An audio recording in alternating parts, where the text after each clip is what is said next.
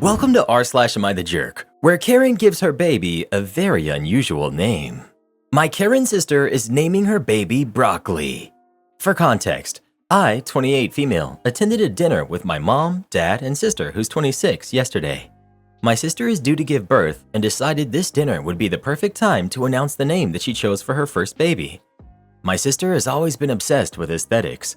Her whole house is beige and rather depressing if I'm honest. The whole nursery she built for the baby is beige and gray, and she won't accept colorful gifts for the baby. I can tell that her husband hates it, but he won't admit it. Now, here's the issue. I'm a very prone person to laughing at inappropriate times. I'm neurodivergent, and I find it hard to filter what I say and my emotions, which can lead to me reacting to things in ways that can offend people. I didn't think this would cause issues until she revealed the name of her baby. So we're all done with our dinner. We're looking at my sister as she announces her baby will be named Broccoli Willow Rose, insert last name, spelled Brookleigh. I then burst out laughing and said, "You can't be serious. I'm now banned from all family dinners. Is the name really that bad? Was I a massive jerk?" Update.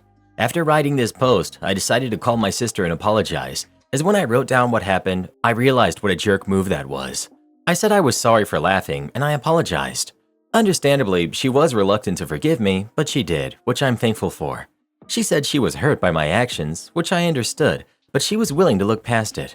I knew posting this story on here would give me the slap in the face that I needed, which I appreciate. And if anyone's wondering, the name is staying. I didn't comment at all on it. You've got 3 separate issues here. 1. You're now banned from all family dinners? That seems like a big overreaction unless there's more background we haven't heard. 2. Is the name really that bad? Yes, it really is. And 3. Were you a massive jerk? You were rude and inappropriate. You're the jerk, but that poor kid. You're the jerk, but you're a correct jerk. That poor kid.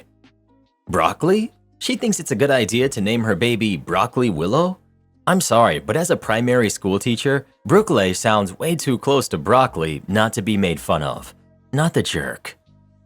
Well, who do you think is the jerk? OP or her sister? Please let us know. 2 things I love about my parents. They gave me a normal name, and they didn't have beige everything when I was little. Ugh. Am I the jerk to divorce my husband and leave him with the kid after finding out I'm not biologically the mom? I, 36 female, can't believe my life has come to this. All I ever do is go out of my way to help others, but on the few occasions I need help, nobody ever comes through for me. I've been with my husband, 35 male, for almost 10 years, married for 7.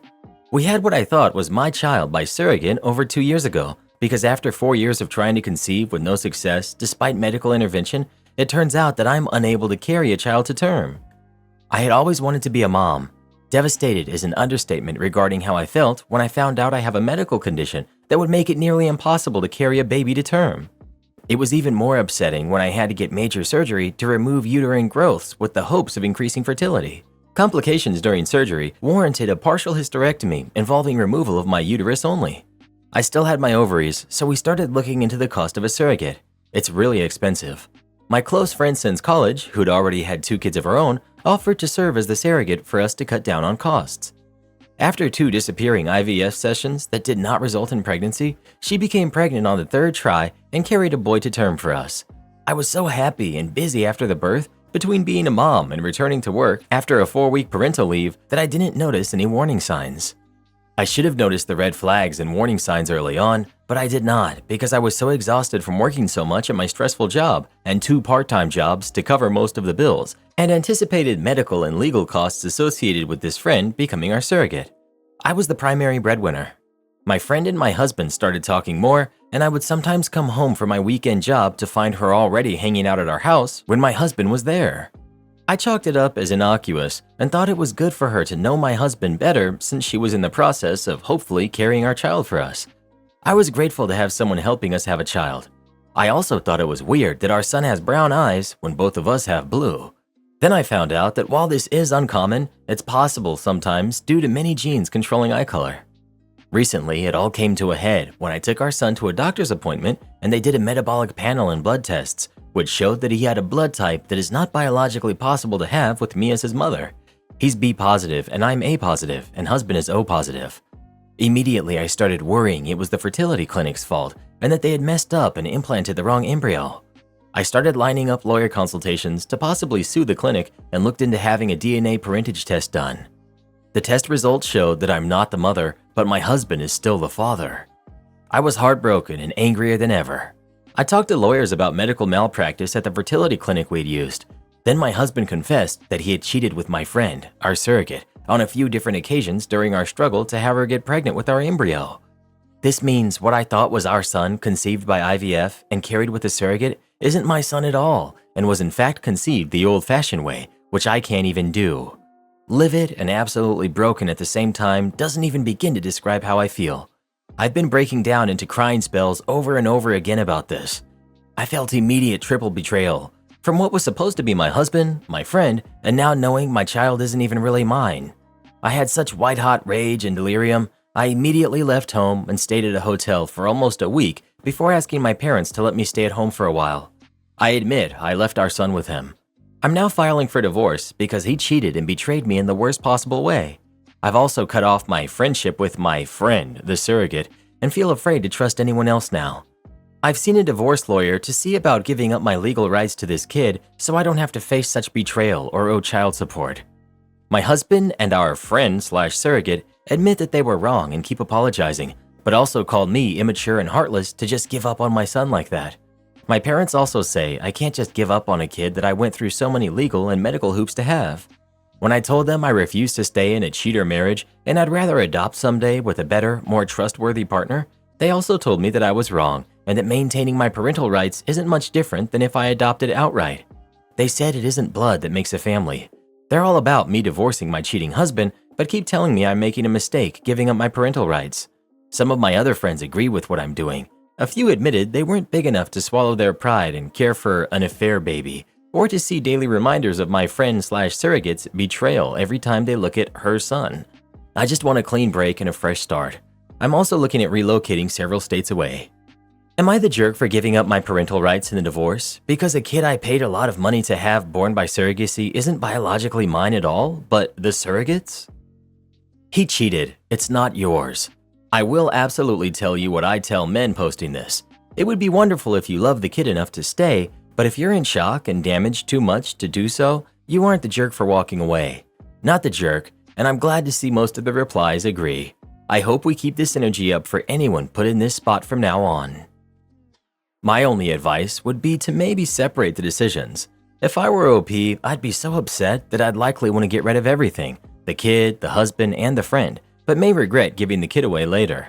OP has no parental obligations, but caring for someone for 2 years is a big deal, and people do get attached. Not the jerk. One of the things that gets me is that you were working extra jobs to pay for the surrogacy, which I'm assuming included her medical bills and financially supporting her. I would speak to a solicitor about suing her for your money back. She knew that if she was cheating with your husband, there was always a chance that the kid was biologically hers. Am I the jerk for breaking up with my fiancé after he insisted on me forgiving my biological dad? I, 28, female, and my twin brother, Leo, 28, male, were raised by my mother alone in our childhood. She was married to my dad, but divorced him when she found out he was cheating, and he just disappeared and didn't even pay child support when we were 4 years old. My mom raised us alone. She was a teacher and did her best to take care of us. She was, and still is, simply the best mom you could ask for. She never mistreated us, never showed any favoritism. She was always interested in us and was the perfect combination of a fun but responsible parent. As a result, my brother and I decided to do our best not to cause any problems for her. We did our best in school, didn't cause trouble, and did our chores. My mom started dating our stepdad, Carlos, who was her high school sweetheart when we were 11. This guy was always the father we never had and loved us like his own. They also had our little sister, Virginia, and we've been a big happy family. Now, our dad tried to reach out to us several times, but after a few disappointments, Leo and I decided to cut him off and appreciate that we had a great man like Carlos in our lives, who swore to us that he would never go away. Back to the present. I had been dating my now ex-fiancé, Jonathan, 30, male, for 3 years. We had been engaged for a couple of months and living together, and everything seemed perfect except for one thing. He sometimes would try to convince me to forgive my father and to invite him to our wedding. He knows everything that happened, but he still insists on the fact that he's family and I should forgive him. But I drew the line when he invited his parents and tried to make an intervention. I had to hold my anger as I heard all of their BS and I was about to snap, but I forced myself to calm down instead. I simply took off my ring, left it at the table, and said that we were done for good. They were all shocked, and I stood up, grabbed my phone, and called my ex-boyfriend from high school, Lucas, who's 28, and explained what happened to him. I asked for some help to go back to my hometown. Lucas and I dated for 4 years, from 14 to 18, and broke up due to distance. We were friends since we were 6, so he was with me through all of the disappointments that my biological dad caused. We're still friends, and we see each other when we go back home and often call each other. He was angry and told me he would be there right away. The town is only about an hour from the city I was living in. I started to pack my stuff while he and his parents kept trying to make me change my mind, but I just ignored them and called my mom and brother to tell them the wedding was off and that I would be going back home for a while. They kept telling me I was exaggerating, that I was choosing wrong, but I just packed everything I owned and Lucas showed up pretty quickly. Of course, my ex-fiance was mad that I had called my ex-boyfriend, but I didn't care, and Lucas and I just went back home. Luckily, I work from home, so I don't have any problem moving wherever I want. I can also work from anywhere. I decided to let all of my close circle know what had happened right away, and they're all on my side. I arrived in my hometown, and my stepdad, mom, and little sister received me with a lot of love and told me that I needed to do what I felt was right and not force myself into a marriage if my fiance can't respect my boundaries and invalidates my feelings. Lucas said that I deserve someone better and to try to focus on moving on. However, Jonathan's friends and family are still going off on me for breaking up with him in front of his parents and leaving with my ex just like that. But in my defense, he didn't give me a choice. Part of me is thinking they're only doing it because they're his friends and family, but part of me is starting to believe that maybe I handled things wrong. I don't regret breaking up with him. It hurts, but it just feels better like this. But maybe I was too harsh. I don't know. Am I the jerk? Update 3 months later. So it's been over 3 months since I posted and 4 since I broke up with my ex-fiance. A lot has happened ever since. After the first month, I thought my ex had given up, but he tried hard to find me through all our contacts. Finally, one mutual friend told him where I was, and he showed up at my house. My stepdad threatened to call the police if he didn't leave, and he did. But he told my stepdad he wouldn't stop trying until he could talk to me. I wasn't home at the time, and I chose to talk to him. I decided to call him and make things clear to him. I didn't think it was necessary, but I did think maybe he thought we still had a chance. So I called him and told him that we were done, and that wouldn't change. I didn't care what reasons he had to do what he did. I was clear about the situation with my biological dad, and he completely ignored my feelings and thoughts when it wasn't his business. Someone like him, who thinks he's always right, is not someone to be trusted. Then I just cut the phone call. Some people in the comments kept asking why he would do this, and I think that's because of 2 reasons. The first one is that his mindset is that family is family, and no matter what, you need to always be there for them. As you can guess, I don't agree with that at all. I think family is the people you choose, and no person is worthy of being in your life just because they're your own blood. And I've thought like this for a long time now, and it's what helped me get through everything. Also, he was the type of person who thinks the best thing is to forgive and to be okay with yourself, to be at peace. Well, that's BS to me. I don't think that's necessary at all, and I think you can move on from something without forgiving anyone who did you over. Some people also thought that I needed to go to therapy to deal with this. The truth is that I went to therapy for a while for this and multiple other problems, but I'm at peace with it. I don't think about it, but I do know that I don't want him in my life, and that's my choice and no one else's. Now, many asked why I asked my ex to come pick me up, and the truth is pretty simple. I trust Lucas with my life, but besides that, he's tall and he's a boxer. I knew there were chances of everything blowing up, or at least I was scared of it, and that's why I called Lucas.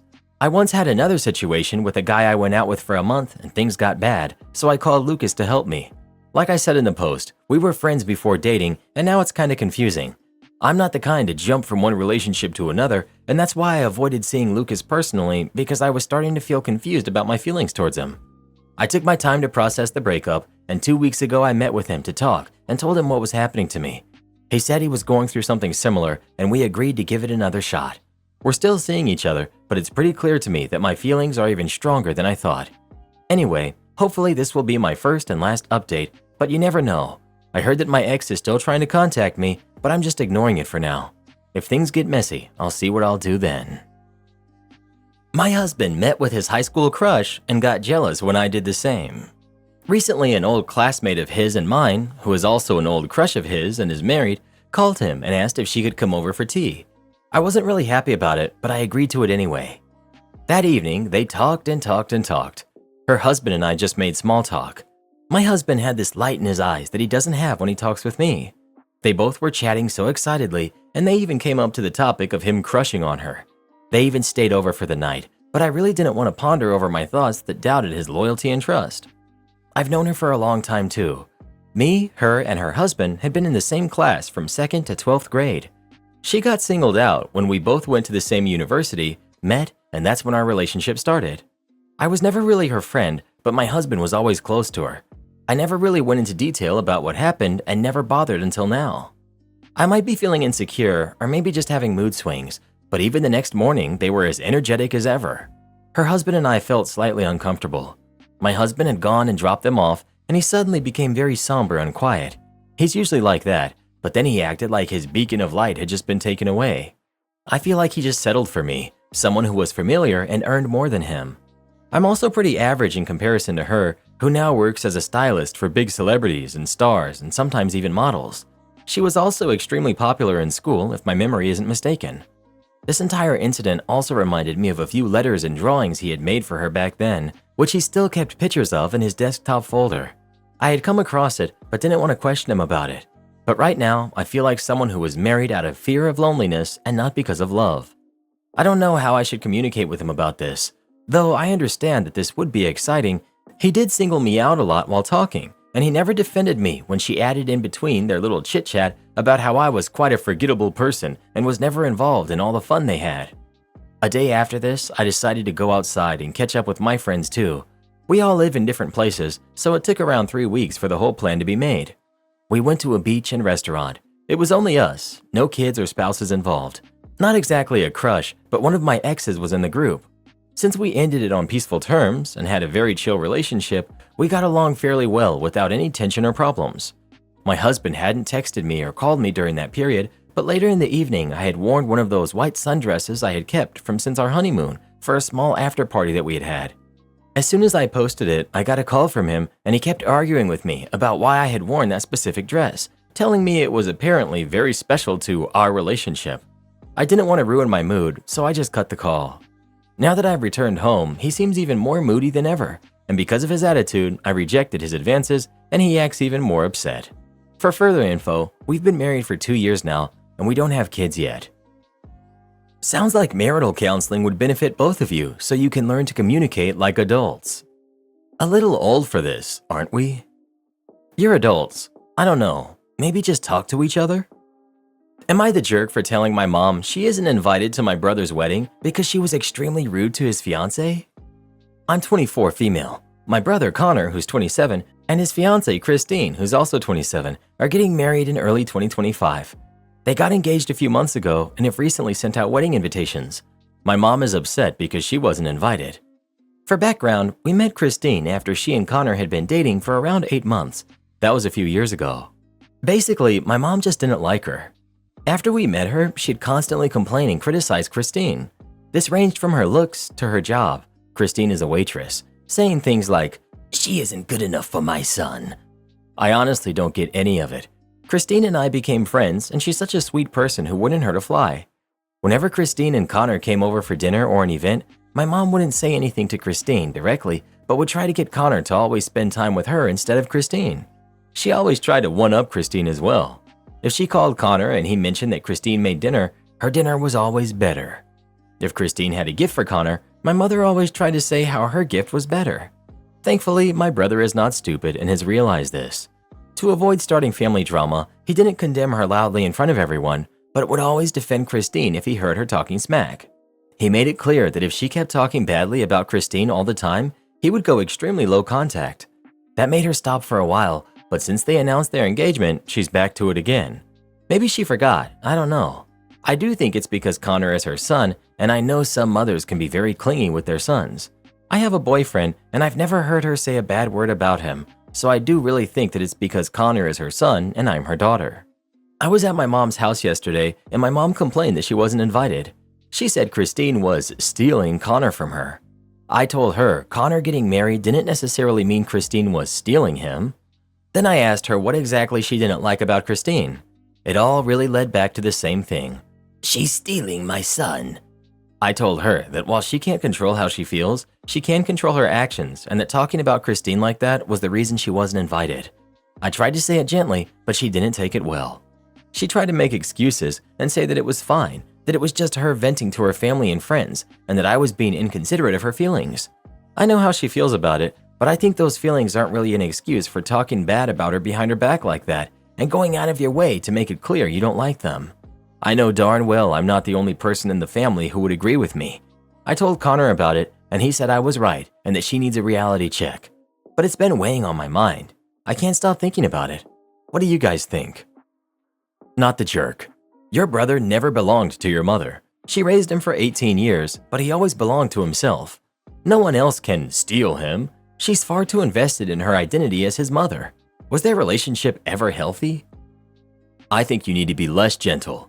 Tell your mother she's driving her son away by complaining about the woman he loves for no better reason than she's jealous.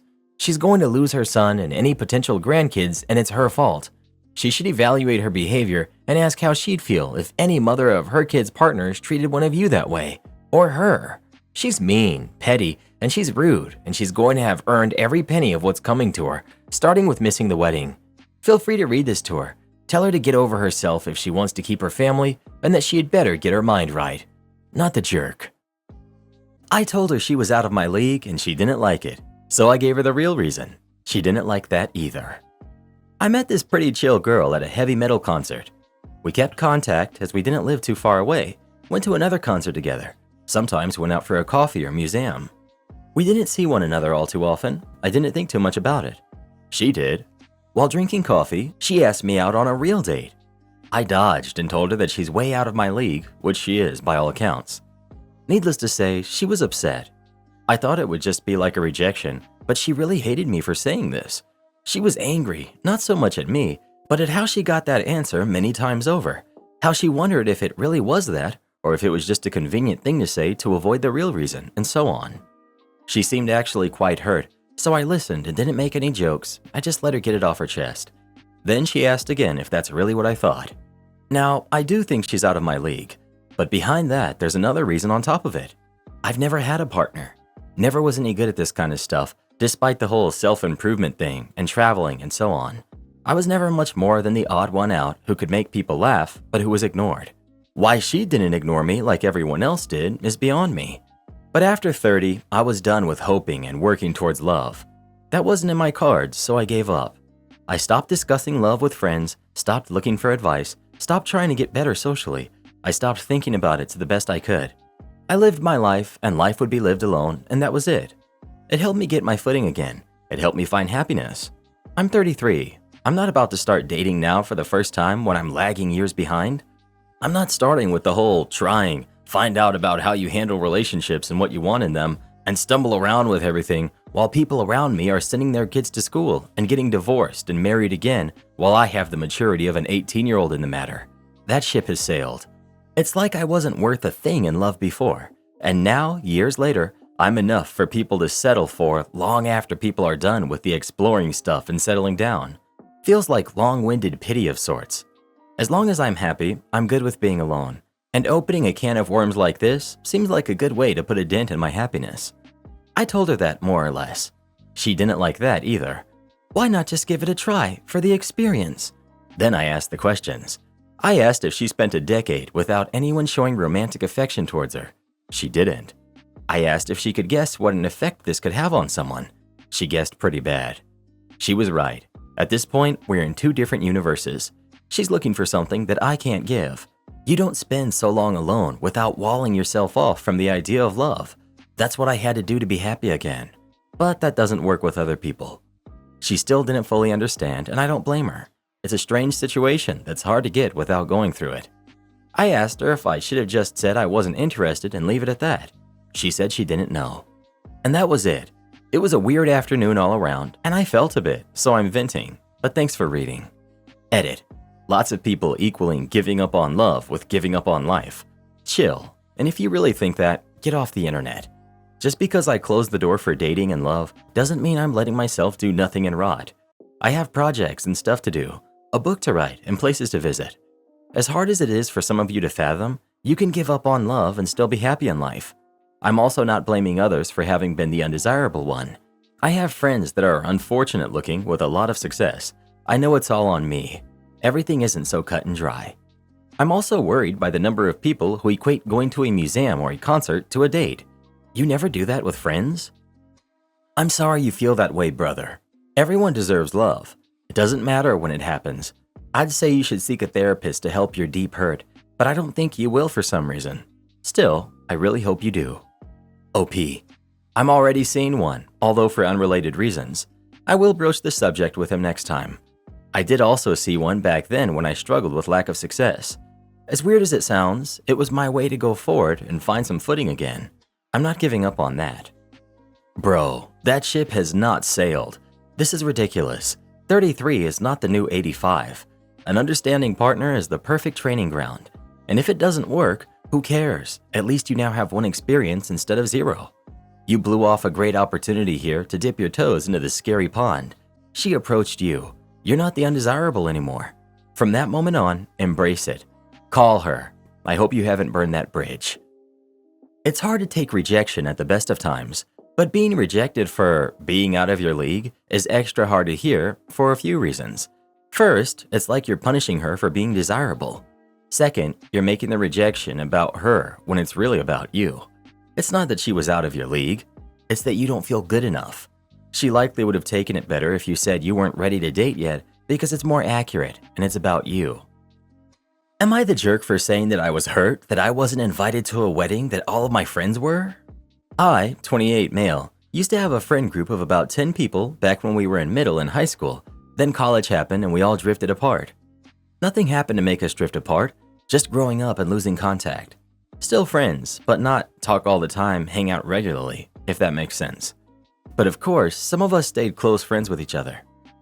One person from this friend group, Kayla, fake name, who's 28, is getting married in a few weeks. I didn't get an invitation, but I wasn't hurt. I understood. We didn't stay close friends. But then I was hanging out with my best friend, Bob, 28 male, who was also in that friend group, a few days ago, and he mentioned that he's going to the wedding. I was a little surprised, but I just told him I hoped he had a good time. He asked if I was going, and I told him no, I didn't get an invitation. He said that was strange because everyone else from the group was going. 2 of them were plus ones as they were dating or married to other ones who got the invite.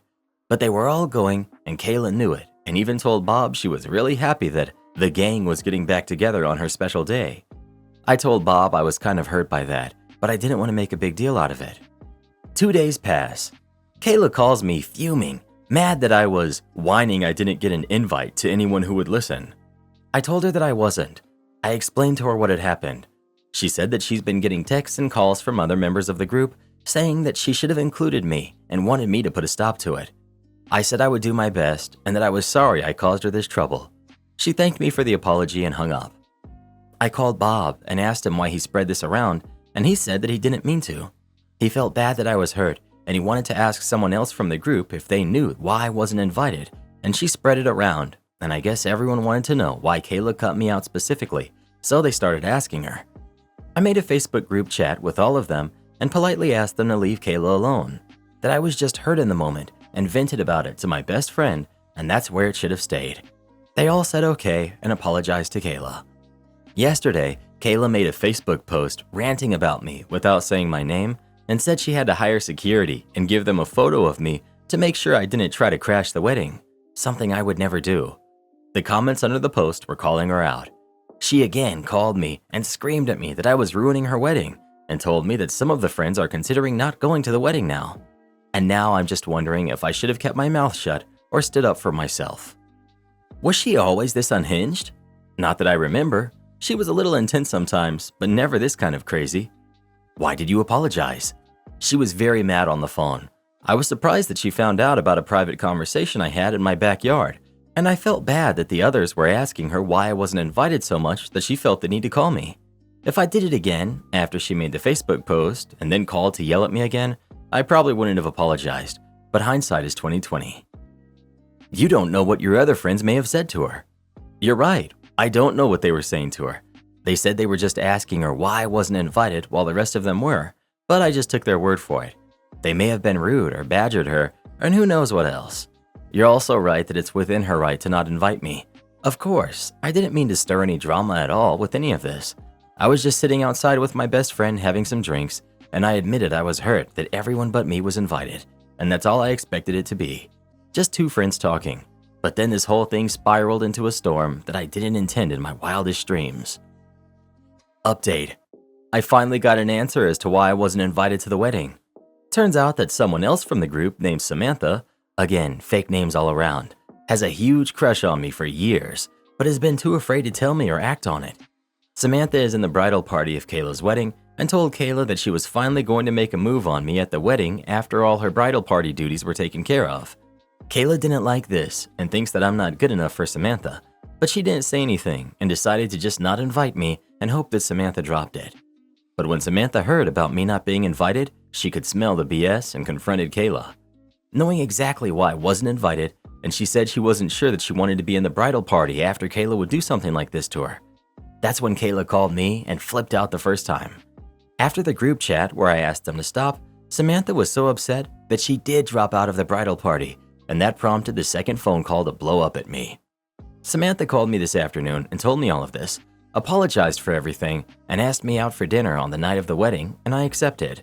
This might seem petty to go out on the night of the wedding, but it was Samantha's idea. And also, Kayla's crazy, and her number and social media are blocked, so I can't get any more calls if she blows up a third time. Do this next. Tap here on your screen to come see our new podcast playlist, where you'll find thousands of hours of the best stories you've ever heard. Or tap the one on the right. That episode is specifically just for you, based on other videos you've enjoyed the most.